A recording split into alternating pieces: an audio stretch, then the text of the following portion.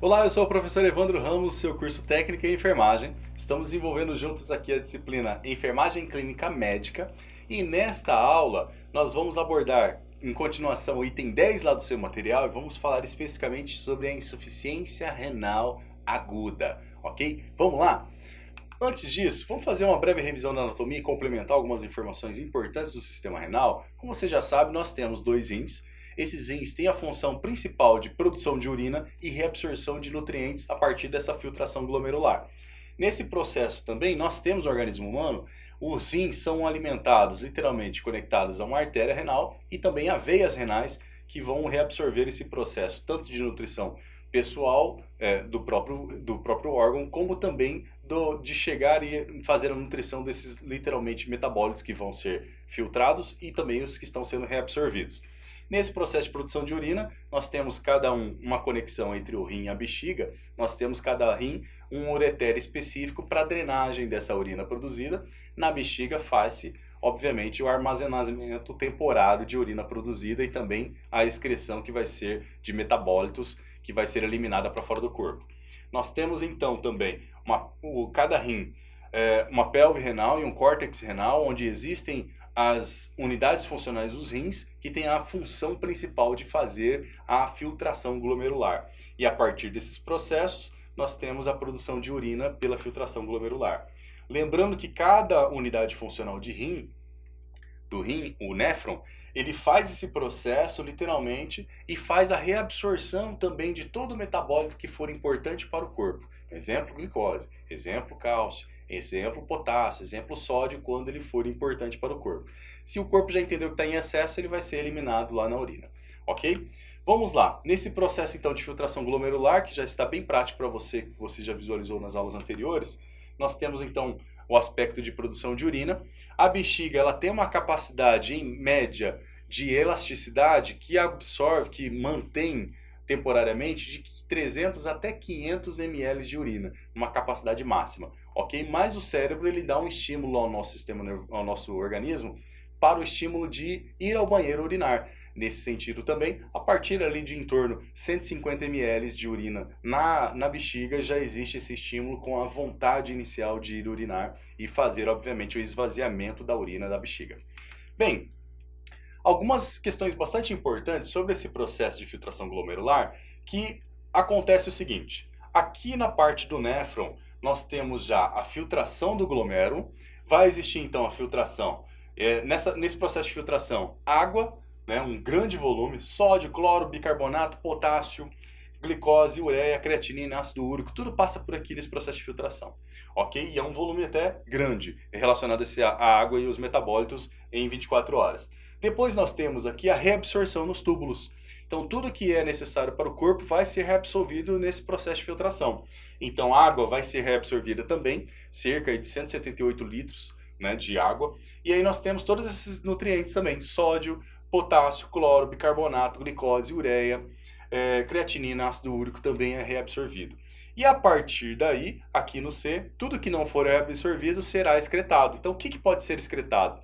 Daquele processo inicial de filtração de 180 litros de água, somente 1,5 litros vira o líquido da urina, ok? Então, nesse sentido, nós temos também uma quantidade bem pequena desses metabólitos. E eu quero que você entenda que a glicose, ela é primordial para o nosso corpo, então ela vai ter zero de eliminação, literalmente, na urina. Se o paciente está apresentando a glicosúria, que é a eliminação de glicose, literalmente na urina, que não deveria estar acontecendo, porque a função do rim é reabsorver, o paciente está com uma glicose muito alta por ser diabético ou talvez tenha uma lesão renal importante e isso está trazendo prejuízo para o corpo, ok?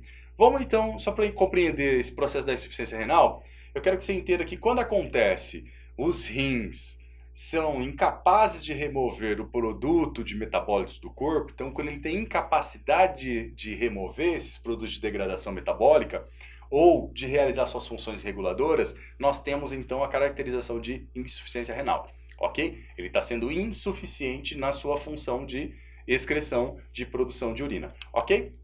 A partir daí, então, as substâncias normalmente excretadas na urina, elas vão se acumular dentro do corpo, nos líquidos corporais e levam a uma ruptura de outras funções. Então, uma vez que o rim não está funcionando, ela vai trazer também consequência para outras funções corporais, outros sistemas corporais. A insuficiência renal ela é uma doença sistêmica. E por fato de ser sistêmica, ela é uma via final muito comum de várias outras doenças. Então, o diabético, por exemplo, maltratado e ao longo do tempo, o tratamento não sendo realizado de maneira adequada, pode desenvolver insuficiência renal. A hipertensão, ao longo do tempo, tratada de maneira irregular, pode desenvolver insuficiência renal. A glomerulonefrite maltratada pode desenvolver insuficiência renal. Então, nesses processos, a insuficiência renal acaba sendo uma via final de várias outras doenças para o desenvolvimento dela mesma, ok? E ela é classificada em insuficiência renal aguda e insuficiência renal crônica. Nesta aula, vamos falar da insuficiência renal, então, aguda. Ela se caracteriza pela perda súbita e quase completa da função renal. Ela é rápida, repentina e quase completa. Os rins têm uma paralisação aí da sua produção, da sua função de filtração glomerular, ok? Causada principalmente pela diminuição da filtração glomerular. Então, diminui a filtração glomerular, o rim para de funcionar literalmente.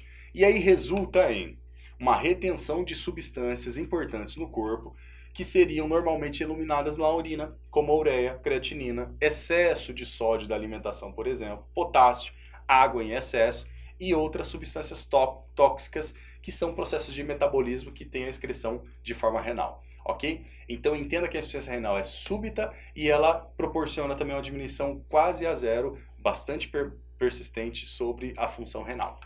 Bom, quais são as categorias que existem relacionadas à insuficiência renal aguda? Como pode se desenvolver então? Existem algumas causas pré-renais, por exemplo, uma hipoperfusão do rim, está chegando pouco sangue, por exemplo, no rim. Aí ele não vai conseguir filtrar, concorda comigo? Então, pré-renal, é antes do rim. Intrarrenal, uma lesão, por exemplo, no tecido renal. Então, existe uma lesão real no tecido renal e ele não consegue fazer a sua função. Então, é dentro do rim, intrarrenal. E pós-renal, uma obstrução, por exemplo, no fluxo sanguíneo, no fluxo urinário. Por exemplo, pedras no rim. Pode ser um processo de obstrução, ok? Tubulações também. Quais são os sinais e sintomas da insuficiência renal aguda, professor?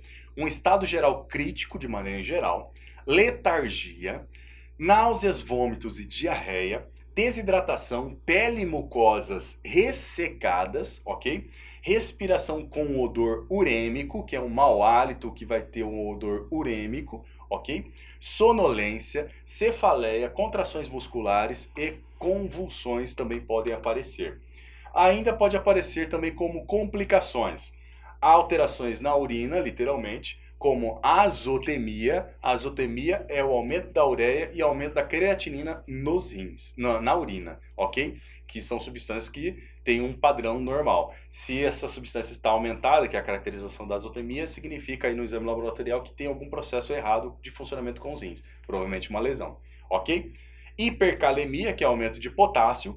Acidose metabólica, você vai desenvolver e conhecer esse processo de balanço ácido básico do sangue.